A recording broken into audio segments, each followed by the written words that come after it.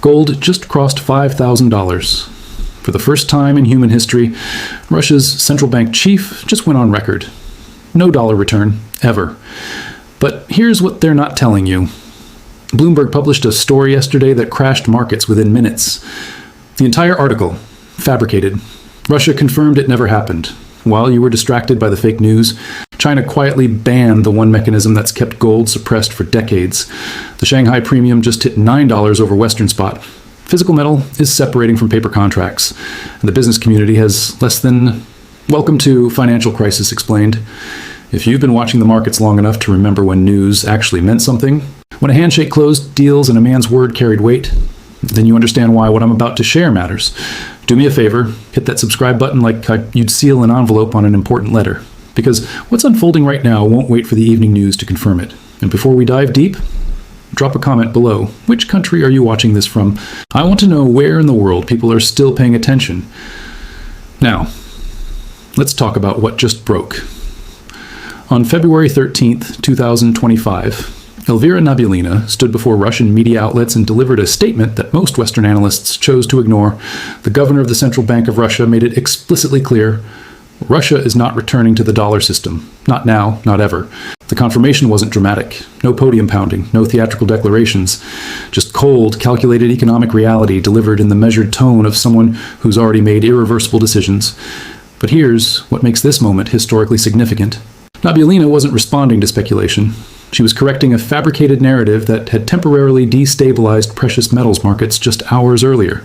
The clarity of her denial revealed something far more important than the fake story itself. Russia had already crossed the monetary Rubicon. The numbers tell a story that Western financial media refuses to publish in full context. In 2014, approximately 40% of Russia's foreign exchange reserves were held in US dollars. Today, that figure sits effectively at zero. Not reduced, not minimized, eliminated. This wasn't a gradual drift, this was systematic demolition of dollar dependency. Between 2014 and 2022, Russia quietly accumulated gold at rates that seemed irrational to Western economists. The Central Bank of Russia increased its gold reserves from roughly 1,000 tons to over 2,300 tons. Each purchase was documented. Each acquisition was strategic. Each ounce represented a vote of no confidence in the reserve currency system that has dominated global commerce since 1944. But the Russian pivot extends far beyond gold accumulation. Bilateral trade agreements with China now settle predominantly in rubles and yuan. The power of Siberia gas pipeline, priced in yuan. Oil sales to India, increasingly conducted in rupees and dirhams. Arms sales to nations across Asia, Africa, and the Middle East, structured to avoid dollar intermediation entirely. The infrastructure for this transition didn't appear overnight. Russia's system for transfer of financial messages, known as SPFS, now connects over 500 financial institutions across 20 countries. It's Russia's answer to SWIFT. And while Western commentators dismissed it as inferior technology when it launched, they missed the strategic point entirely. It doesn't need to be superior. It just needs to function outside Washington's control. China's cross-border interbank payment system, CIPS, now processes trillions in annual settlements. When combined with Russia's SPFS and the expanding BRICS payment infrastructure under development, a parallel financial architecture is already operational. Not theoretical, not aspirational. Operational. The historical parallel here demands attention. When Britain's pound sterling lost reserve currency status to the American dollar, the transition didn't happen in a single announcement. It happened through a decade of systematic replacement in international trade settlements. Nations didn't declare they were abandoning the pound. They simply stopped using it for new transactions, while letting old obligations expire naturally. The exact pattern now unfolding with the dollar. Nabiullina's confirmation matters because it removes plausible deniability. For years, Western analysts could claim Russia might return to dollar-based trade if sanctions were lifted or geopolitical tensions eased. That narrative is now officially dead.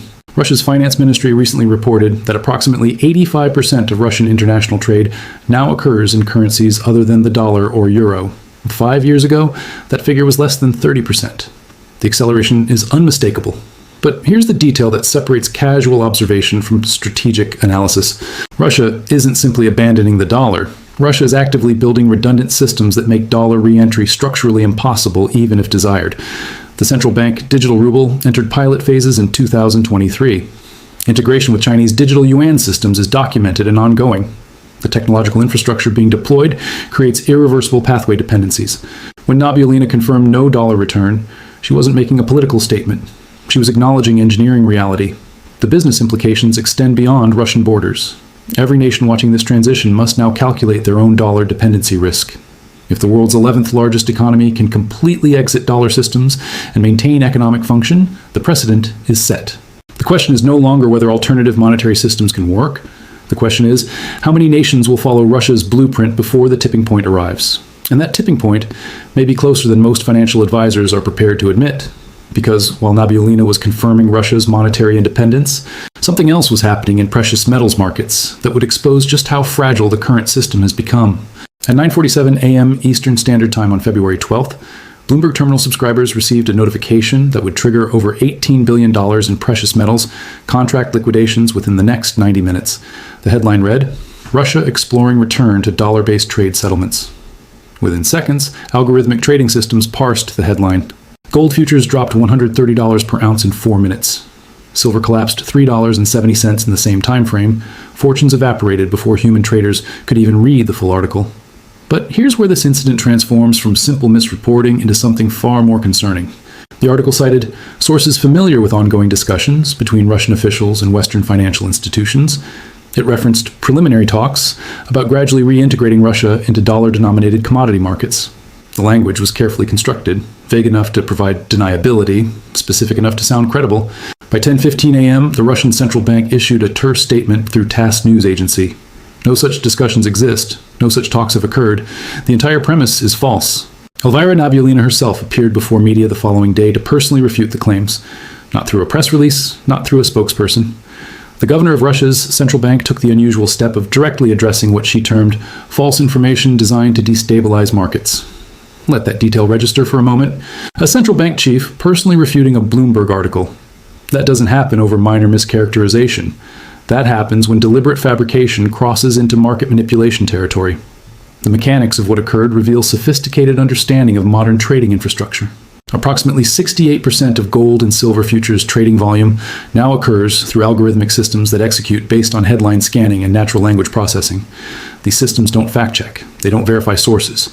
They parse keywords and execute positions in microseconds. The Bloomberg headline contained precise trigger words: Russia, dollar, return, trade settlements. Every algorithm programmed to react to dollar strength signals fired simultaneously. The result was a flash crash in precious metals that allowed institutional players with advanced positioning to profit enormously from the volatility. Short positions opened just before the article's release generated returns that would seem impossibly fortunate if one believes in coincidence. Bloomberg has not retracted the article. They've issued no correction, no editor's note, no acknowledgement of fabrication. The story simply disappeared from prominent placement while remaining technically accessible in archives. This pattern is not new. In 2008, false rumors about Lehman Brothers' solvency circulated through mainstream financial media days before the firm's actual collapse. Investigations later revealed coordinated short selling that generated billions in profits for those positioned in advance of the panic. In 2013, a fabricated Associated Press tweet about explosions at the White House caused a $136 billion stock market drop in 3 minutes. The tweet was fake. The profits from the crash were very real. In 2020, strategically timed articles about vaccine development timelines moved pharmaceutical stocks by double-digit percentages within hours. Some reports proved accurate. Others were later quietly revised. The trading patterns preceding the articles showed suspicious positioning. The Bloomberg incident fits this established pattern precisely. A market-moving headline, unverifiable sources, massive volatility favoring specific positioning, official denial proving the story false, no accountability for the publishers, and most critically, no regulatory investigation into who profited from the manufactured chaos. But here's the layer that most analysis misses entirely. The incident reveals that precious metals markets remain acutely vulnerable to headline manipulation, specifically because the underlying physical supply situation is far tighter than official pricing suggests. Markets that are genuinely liquid and well supplied don't experience flash crashes from single news items. The violence of the price reaction indicates fragility. When Bloomberg published their fabricated Russia story, gold had already been climbing steadily for weeks. Silver had broken through technical resistance levels that hadn't been tested in years. Physical premiums in Eastern markets were expanding. Delivery delays on large orders were lengthening. Someone needed prices suppressed, needed momentum broken, needed retail investors shaken out of positions before the next leg higher. The Bloomberg article accomplished all three objectives in under 2 hours. And while Western traders were panic selling based on fake news about Russia's non-existent dollar return. 6,000 miles away in Shanghai, Chinese regulators were preparing an announcement that would strike at the very foundation of precious metals price manipulation. An announcement that would make the Bloomberg incident look like a minor distraction from the real story, because China was about to ban the mechanism that's kept gold and silver suppressed for over 4 decades. The announcement came through China's State Administration for Market Regulation at 2:13 p.m. Beijing time on February 10th. Buried in paragraph 7 of a 23-page regulatory document written in dense financial terminology, a single provision that could dismantle the entire Western precious metals pricing structure. Effective April 1st, 2025, all gold and silver off-exchange derivatives trading conducted through Shanghai and Shenzhen exchanges must be backed by physical metal held in approved vaults within Chinese jurisdiction. Rehypothecation? Banned outright. Most financial media outlets didn't even cover the announcement. Those that did treated it as routine market regulation, technical adjustments. Nothing to see here. They missed the earthquake entirely.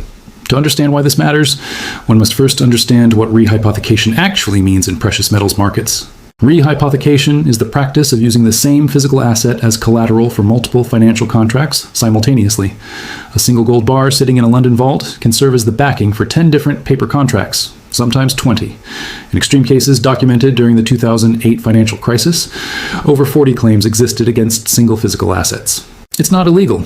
It's standard practice in Western precious metals markets. It's also mathematical fraud disguised as financial innovation. Here's how the mechanism works in practical terms. A mining company deposits 100 ounces of physical gold with a bullion bank as collateral for a loan. That same bullion bank then uses those 100 ounces as backing to sell 1,000 ounces worth of paper gold contracts to investors. Those paper contracts trade as if they represent physical metal. They affect the spot price, they influence futures markets, they create the illusion of supply that doesn't actually exist.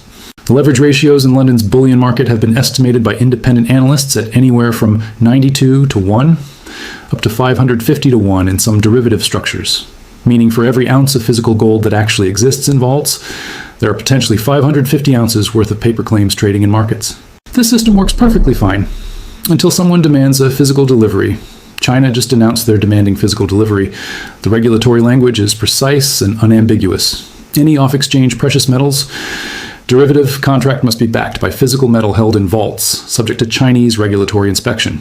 No exceptions, no phase-in period, no grandfather clauses for existing contracts. Chinese financial institutions have 90 days to comply or face delisting. The immediate impact is already visible in price divergence. As of February 14th, physical gold in Shanghai is trading at $5,031 per ounce. The London spot price, $4,973, a $58 premium for Shanghai physical over Western paper pricing. Silver shows even more dramatic separation. Shanghai physical silver, $86 per ounce. London spot, $77. A $9 premium representing an 11% price divergence between Eastern physical and Western paper markets. This separation is not temporary arbitrage opportunity. This is structural market bifurcation. Because China's regulations don't just affect Chinese markets, Western bullion banks that have sold massive quantities of paper gold and silver contracts to Chinese investors now face a calculation that should terrify their risk management departments. If Chinese institutions demand physical settlement of existing contracts, where exactly will that physical metal come from? The COMEX warehouse in New York currently holds approximately 900,000 ounces of registered gold available for delivery against futures contracts. Open interest in COMEX gold futures represents over 47 million ounces of claims. That's a 52 to 1 ratio. One doesn't need advanced mathematics to see the problem. If even 5% of paper contract holders demand physical delivery simultaneously, the system faces immediate inventory depletion. If 10% demand delivery, the price discovery mechanism breaks entirely. The clearinghouses would face a choice between cash settlement at artificially suppressed prices or admitting they cannot deliver metal that was supposedly backing contracts all along. China's regulations force exactly this scenario. And here's the strategic brilliance that most analysis misses entirely. China is not attacking Western precious metals markets through military action or economic sanctions. China is simply requiring that financial contracts actually represent what they claim to represent. They're demanding truth in accounting. If Western bullion banks can deliver the physical metal backing their paper contracts, they have nothing to worry about. If they cannot, then their entire pricing structure was fraudulent from inception. The historical precedent here is unmistakable. In 1971, France began demanding physical gold in exchange for dollar reserves. The United States couldn't deliver. President Nixon closed the gold window rather than admit the physical metal didn't exist to back the outstanding claims. The system changed overnight. China's rehypothecation ban creates the same dynamic in modern precious metals markets. Western institutions must either deliver physical metal to back their paper contracts or admit the entire price suppression mechanism was built on fictional supply. The Shanghai premium is the market's verdict on which scenario is more likely. $9 per ounce in silver, $58 in gold, and widening daily. Because when paper separates from physical, the paper price becomes irrelevant to anyone holding real metal. And the business community now faces a question that demands immediate strategic consideration. Which price represents reality? The Western paper price determined by leveraged derivatives, or the Eastern physical price determined by actual metal changing hands? The answer to that question will determine whether portfolios survive what's coming next. 3 seemingly unrelated events occurred within 72 hours of each other in mid-February 2025. Russia's central bank chief confirmed permanent dollar system exit. Bloomberg published fabricated market-moving information that went uncorrected. China banned the primary mechanism, enabling precious metals price suppression. Individually, each event carries significance. Collectively, they reveal a pattern that strategic analysts cannot afford to ignore. The global monetary system is bifurcating in real time. Not theoretically, not eventually, now. And the business community faces a decision point that will define the next decade of capital allocation outcomes. Which side of the bifurcation will hold actual value when the current transition accelerates beyond the point of managed control? The evidence suggests the split is already irreversible. Eastern markets now operate on physical settlement requirements. Western markets continue functioning on paper contract leverage. Eastern central banks accumulate gold at record rates while reducing dollar reserves. Western central banks maintain dollar systems while dismissing gold as barbarous relic. These are not compatible monetary philosophies coexisting peacefully. These are competing systems in direct contradiction. History provides clear precedent for how such contradictions resolve. They don't converge through compromise. They resolve through collapse of the structurally weaker system. The question facing decision makers is not whether transition will occur. The question is timeline and positioning. Consider the data points now available through publicly accessible sources. COMEX registered gold inventories have declined 43% since January 2023. Shanghai Gold Exchange physical withdrawals exceeded 4,000 tons in 2024 alone. London Metal Exchange silver stocks dropped to 18-year lows in December 2024. These are not opinions. These are warehouse receipts and settlement reports published by the exchanges themselves. Meanwhile, open interest in paper precious metals derivatives continues expanding. More contracts trading against shrinking physical inventory. The mathematical impossibility becomes more acute with each passing quarter. The business intelligence requirements for navigating this environment have fundamentally changed. Traditional financial media has proven unreliable at best, actively deceptive at worst. The Bloomberg incident demonstrated that market-moving headlines can be entirely fabricated without consequences. Relying on CNBC or Financial Times for early warning signals guarantees arriving late to every critical transition. Alternative data sources become essential. Direct monitoring of exchange warehouse stocks through COMEX, LBMA, and Shanghai Gold Exchange public reporting. Tracking central bank gold purchase programs through World Gold Council quarterly updates. Observing currency swap line usage through Federal Reserve and European Central Bank disclosures. Measuring physical premium spreads between Eastern and Western markets through live pricing data. These sources provide signal. Everything else is increasingly noise, but data alone is insufficient without proper analytical framework. The current environment demands distinguishing between short-term volatility and long-term structural change. Gold dropping $130 on fake Bloomberg headline represents volatility. Shanghai physical premium expanding from $2 to $9 over 6 months represents structural change. Volatility creates trading opportunities. Structural change requires portfolio reconfiguration. The asset allocation implications are straightforward but uncomfortable for those anchored to traditional frameworks. In a bifurcating monetary system, holding only paper claims to value becomes asymmetric risk. If the Eastern physical-backed system prevails, Western paper contracts face either forced cash settlement at suppressed prices or outright default. If the Western paper system somehow maintains dominance, physical holdings simply retain value at prevailing paper prices. The risk-reward calculation favors physical allocation in proportion to one's assessment of bifurcation probability. Jurisdictional considerations compound the allocation question. Assets held within banking systems subject to capital controls, bail-in provisions, or emergency government requisition face confiscation risk during monetary system stress. Physical assets held in private vaults outside the banking system In jurisdictions with strong property rights and minimal state intervention capacity, provide structural protection that financial instruments cannot replicate. This is not paranoia. This is pattern recognition based on historical precedent from Cyprus, Greece, Argentina, and Lebanon, where depositors lost access to their own assets when systems came under stress. Counterparty risk assessment becomes critical decision filter. Every financial instrument represents a promise by some institution to deliver future value. In stable systems, these promises generally hold. In transitioning systems, promise-keeping becomes selective. The strongest institutions honor commitments, the weakest default. The mid-tier institutions engage in creative interpretation of contract terms. The current environment shows clear signs of systemic stress. Regional bank failures in March 2023. Credit Suisse forced merger with UBS. Deutsche Bank credit default swap spread spiking to crisis levels. These are not isolated incidents. These are symptoms of underlying fragility and institutional solvency. Reducing counterparty exposure to essential holdings only makes sense when the probability of counterparty failure exceeds comfortable thresholds. That threshold was crossed for prudent risk managers sometime in late 2023. The time horizon question remains most difficult to assess with precision. Monetary system transitions historically unfold over years, occasionally decades. The British pound's decline from dominant reserve currency to secondary status took roughly 30 years. The transition wasn't linear. Periods of apparent stability interrupted by acute crisis episodes. The current dollar transition shows similar pattern characteristics. Gradual decline in global reserve percentage from 73% in 2001 to 58% in 2024. Interrupted by acute stress events like 2008 financial crisis, 2020 pandemic response, and ongoing sovereign debt concerns. But here's the acceleration factor that makes historical comparison imperfect. Previous reserve currency transitions occurred in pre-digital, pre-algorithmic, pre-globally integrated financial systems. Message transmission took days. Settlement took weeks. Contagion spread slowly enough for human decision makers to implement containment responses.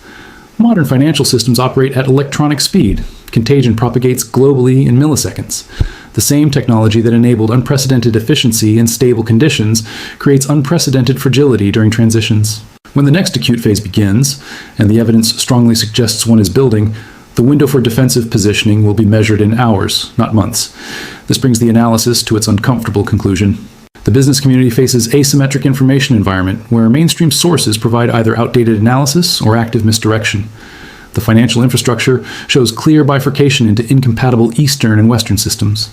The physical precious metal supply situation contradicts paper pricing mechanisms. Major economies are actively exiting dollar dependency despite denials. These conditions do not resolve through gradual adjustment and policy coordination. These conditions resolve through crisis, restructuring, and wealth transfer from those positioned for continuity to those positioned for change. The strategic question is not whether one believes this analysis. The strategic question is whether one can afford to be wrong about it. Because if Russia's confirmation means what the evidence suggests, if China's regulations accomplish what the mechanics indicate, if Bloomberg's manipulation reveals what the pattern implies, then the $5,000 gold price is not the end of this story.